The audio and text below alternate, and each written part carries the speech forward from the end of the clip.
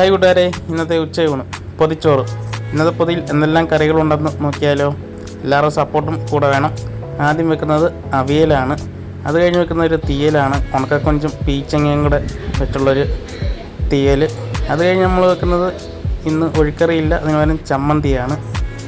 അത് കഴിഞ്ഞ് ഇന്ന് അച്ചാറുണ്ട്, മാങ്ങ അച്ചാർ. ഇത്രയുമാണ് ഇന്നത്തെ പൊതിയിലെ കറികൾ.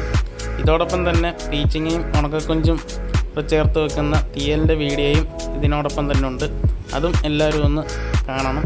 അപ്പോൾ നാളെ കാണുന്നവരെ ഓക്കെ, ബൈ. അപ്പോൾ നമ്മളിന്ന് തീയൽ വെക്കുന്നത് ഉണക്കക്കൊഞ്ചും പീച്ചിങ്ങായുടെ ഇട്ടാണ്. അപ്പോൾ അതിനുള്ളത് എടുത്ത് വെച്ചിട്ടുണ്ട്. എന്നിട്ട് ഞാൻ ഒരു ഗ്യാസ് കത്തിച്ച് പാൻ വെച്ച് കൊടുത്തു. അത് നന്നായി ചൂടായപ്പോൾ അതിലേക്ക് ആവശ്യത്തിന് വെളിച്ചെണ്ണ ഒഴിച്ചു. വെളിച്ചെണ്ണ ചൂടായപ്പോൾ അതിലേക്ക് കടുക് ഇട്ടു, മുളകിട്ടു, കറിവേപ്പില ഇട്ടു.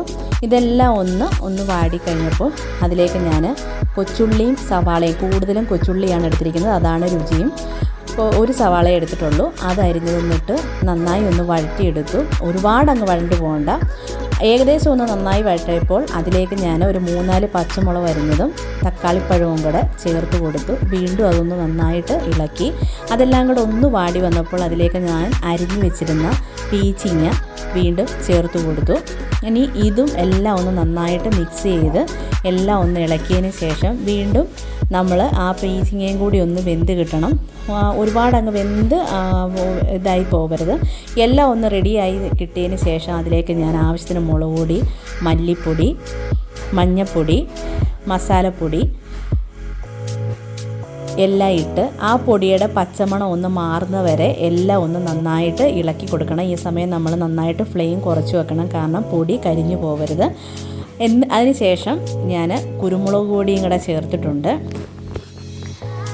അതിലേക്ക് ഞാൻ കഴുകി ഈ ഉണക്കക്കൊഞ്ച് നമ്മൾ വറുത്ത് അതിലെ പൊടിയെല്ലാം കളഞ്ഞ് വൃത്തിയായിട്ട് കഴുകി വെച്ചിരുന്നതാണ്. അതുകൂടെ ചേർത്ത് ഒന്ന് നന്നായി ഇളക്കിയതിന് ശേഷം അത് വേവാൻ വേണ്ടുന്ന ആവശ്യത്തിന് വെള്ളവും കൂടെ ചേർത്ത് കൊടുക്കുകയാണ്.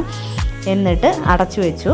ഞാനിപ്പോൾ ഉപ്പൊന്നും ചേർത്തിട്ടില്ല, കാരണം ഉണക്കക്കൊഞ്ചിന് ഉപ്പുണ്ടായതുകൊണ്ട് എല്ലാം ഒന്ന് വെന്ത് ലാസ്റ്റ് ഉപ്പ് നോക്കിയതിന് ശേഷം ആവശ്യമെങ്കിൽ ഉപ്പ് ചേർക്കാമെന്ന് വിചാരിച്ചു. ഇത് ഈ രീതിയിലും വെക്കാം, തേങ്ങ വറുത്തരച്ചും വെക്കാം. ഞാൻ തേങ്ങ വറുത്തരച്ച് വെക്കുന്നില്ല. നിങ്ങൾക്കതാണ് ഇഷ്ടമെങ്കിൽ തേങ്ങ വറുത്തരച്ച് വെക്കാം. ഞാനിപ്പോൾ ഈ രീതിയിലാണ് വെച്ചത്. അപ്പോൾ നോക്കിയപ്പോൾ ഉപ്പ് കുറവായിരുന്നു. പിന്നെ ആവശ്യത്തിന് ഉപ്പും ചേർത്തു. വീണ്ടും ഒന്ന് ഇളക്കി. എന്നിട്ട് എന്ത് ചെയ്തെന്നറിയാവോ, ലാസ്റ്റിലൊരു കുറച്ച് പച്ച വെളിച്ചെണ്ണ കൂടി അതിലേക്ക് ഒഴിച്ചു കൊടുത്തു. എന്നിട്ട് നല്ല ഈ ഒരു രീതിയിൽ ഞാൻ നന്നായിട്ട് കുറുക്കിയെടുത്തു.